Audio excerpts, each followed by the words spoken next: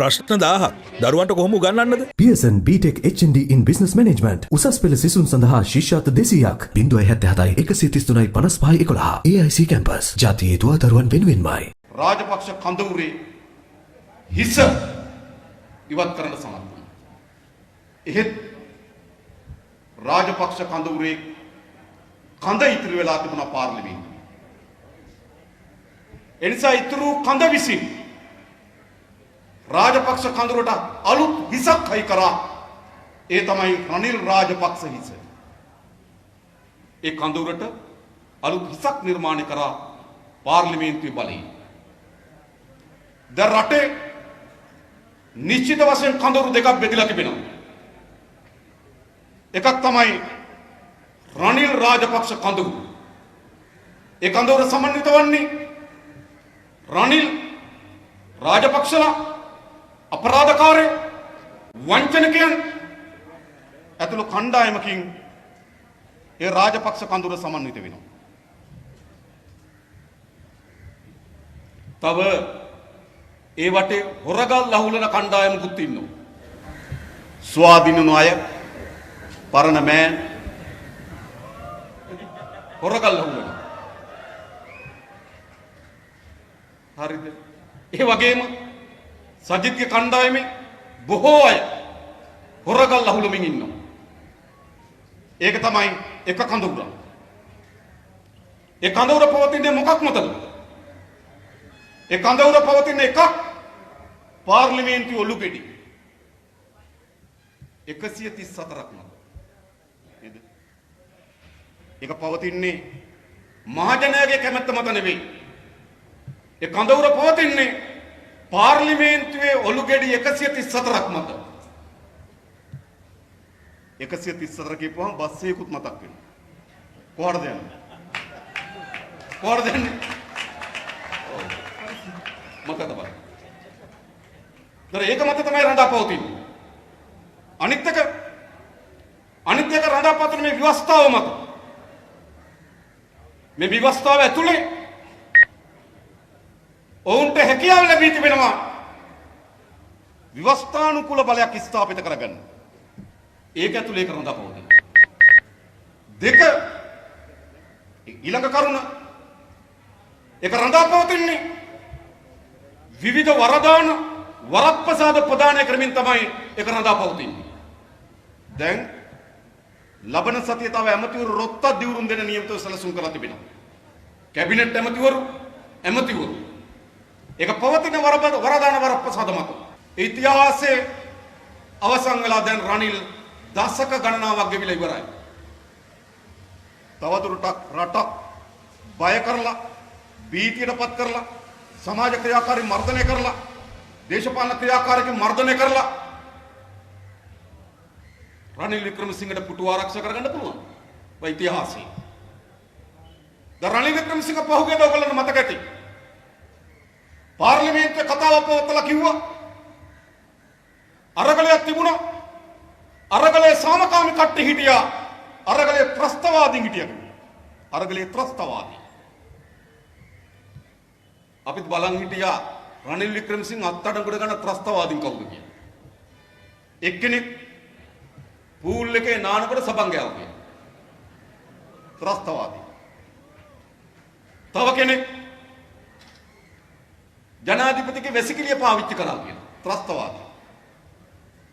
තව කෙනෙක් ජනාධිපතිගේ කොඩිය නිදාගත්තා කියලා. ත්‍රස්තවාදී. තව කෙනෙක් ජනාධිපති ලේකම් කාර්යාලයට ඉස්සරලම තුණු කෙනා. ත්‍රස්තවාදී. රනිල් 134ම තමයි යවන්න උනේ. වෙන මොකක්ද? රනිල් වික්‍රමසිංහ හිතනවා මේ අරගලයට මැදිහත් වුණු ඒකට නායකත්ව දීපු කණ්ඩායම මර්ධනය කරලා තමන්ගේ පාලන ඉස්සරහට ගෙනියන්න පුළුවන් වේවි කියලා.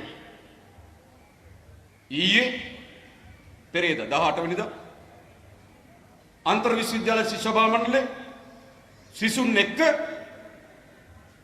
පෙළපාලියක් ගියා. ටවුන් හෝල් වගේ පටන් අරගෙන කොටුවේ රැස්වීමක් තියනවා. මොකද කරේ? යූනියන් ප්ලේස් වල යූනියන් ප්‍රදේශ මඟ රැකලා හිටිය පොලිසිය බැරියර් දාලා තිබුණේ ප්‍රවිෂ්ඨ වෙන්න බාධා හදලා තිබුණේ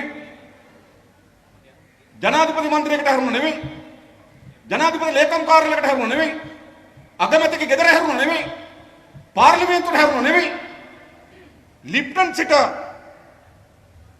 කොටුවට පාගමනක් යනවා යූනියන් ප්‍රදේශයේ පාගමන මග රැකලා පොලිසිය විසින් පහරකට පහර එල්ලකට පළව හරිනවා රනිල් නිකන් මම් පහරන්නෙක් වගේ මග රැකලා පහර දෙනවා මග රැකලා පහර දෙනවා ඒ මේ රටේ ප්‍රජාතන්ත්‍රවාදී හෝ ජනතාවගේ උද්ඝෝෂණය කරන්න තියෙන අයිතිය හෝ ඉඳවැටීම සඳහා රනිල් වික්‍රමසිංහ දරන සෑම ප්‍රයත්නයක්ම පරාජයට පත් කරන්න අපි සූදානම් බව රනිල්ට අපි කියනවා. අපි දෙල් කන්දේ දන්නු කීකට ආවා සාමකාමී උද්ඝෝෂණය අපේ සටන් පාට කිව්වා මග රැකලා පහර දෙන්න ආවනම් රනිල් අපි අද නතර වෙන්නේ නුගේ ගොඩින් නොවන බව ඔබ මතක තබා ගන්න. එහෙම මේ ජනතාවගේ අයිතීන් එක්ක ජනතාවගේ අයිතිවාසිකම් එහෙම හැප්පෙන්න එහෙම මර්ධනය කරන්න බලයක් නෑ රනිල් වික්‍රමසිංහ ඔයාට ඔය 134ම ජනාධිපති මේ රටේ ජනයාගේ ජනාධිපති නෙවෙයි මේ රටේ ජනතාව ජනාධිපති වෙන්න නෙවෙයි පාර්ලිමේන්තුවේ වාඩි වෙන්න ඡන්ද දුන්නේ නේ මතක තබා ගන්න 1977 ඉඳන් රනිල් වික්‍රමසිංහ ඇමති පස්සේ අගමැති පස්සේ විපක්ෂ නායක අගමැති වට කීපයක් අවුරුදු 43ක් රනිල් වික්‍රමසිංහ එක්ක අගමැති එක්ක ඇමති එක්ක විපක්ෂ නායක හැබැයි පහුගිය මහ ඡන්දෙදී පාර්ලිමේන්තුවේ පසුපෙළ മന്ത്രിවරයෙක් බවට පත් වෙන්නවත් මේ රටේ ජනතාව දුන්නේ නැහැ. ජනාධිපති කෙනෙකුට නිකන් නේද? ජනාධිපති ජනතාවගේ බලයෙන් තෝරාපත් කරන ලද නායකයා. මෙයා මොන ජනතාවගේද? 134 නේද නායකයා. අර බස් එකේ. වෙන මොකද මෙයාට තියෙන්නේ? වෙන මොකද මෙයාට තියෙන්නේ? සියා කල්පනා කරන මොකද? මර්ධනය දියත් කරමින් ජනතාවගේ නැගී හිටින්න පාලනය කරන්න. මේ මොකද? මේ පණිවිඩ දෙන්නේ රාජපක්ෂලාට. රාජපක්ෂලා කඳවුර සතුටු කරන්න ඕන. අරගලේ නියුතු තරුණ තරුණියන් අත්අඩංගුවට ගැනීම. කවුද අනුමත කරන්නේ? මේ 9 වෙනිදා ප්‍රහාරයට විරුද්ධව රනිල් වික්‍රමසිංහගේ නියෝජ්‍ය නායක දැන් ජනාධිපති උපදේශක රුවන් විජේවර්ධන නිවේදනයකුත් දැම්ම පහර දීපක වැරදි කියලා. මේ 9 වෙනිදා. අද අරගලේ නියුතු තරුණ තරුණියන් අත්අඩංගුවට ගන්නවා. කවුරු සතුටු කරන්නද? රාජපක්ෂලා. මම ඕගොල්ලන්ට රිදවපු අයට හොඳට රිදවනවා. මං හොඳ බෝයි නේද කියලා අහනවා. වෙන මොකද්ද මේ? වෙන මොකද්ද මේ? අර ගෙදර ඇති කර සුරතලා ඉන්නෝනේ. ඒ සුරතලා හාම් පුතාට හානියක් කරන්න ආවොත් එයාට පුරනවා. හපා කන්න පනිනවා. දැන් මේ රාජපක්ෂ හාම් පුතාලා රකින්න තමයි රනිල් වික්‍රමසිංහ මේ රිදවීම කරන්නේ අරගලේ නිරත වෙච්ච අය. අන්තරය කැඳවුම් කර වසන්ත වත්තට උඩ ගත්තා. අරගෙන දැන් පැය 72ක් රැඳවුම් නියෝග නිකුත් කරලා තිබෙනවා. සාමාන්‍යයෙන් අපි දන්න සාමාන්‍ය නීතිය මොකක්ද? ඕනෑම කෙනෙක් අත්තට උඩ ගත්තාම පැය 48ක් යන මත්තෙන් අධිකරණයට ඉදිරිපත් කරලා එක්ක අධිකරණයෙන් අපමත එළියට එන්න ඕන. එහෙම නැත්නම් බන්ධනාගාරගත වෙන්න ඕන. හැබැයි මෙතන එහෙම නෙවෙයි සිද්ධුනේ. උපයෝග කරගත ත්‍රස්තවාද වැළැක්වීමේ පනත. ත්‍රස්තවාදී වලකින් පනත නීති උපයෝගී කරගෙන රැඳවුම් නියෝග ගහලා තිනවා පැය 72කට. තව ඕනනම් මේ පනත අනුව තව දීර්ඝ කරන්න පුළුවන් මාස 3ක් දක්වා. දින 90ක් දක්වා. මොකද මේ කරමින් තිබෙන්නේ?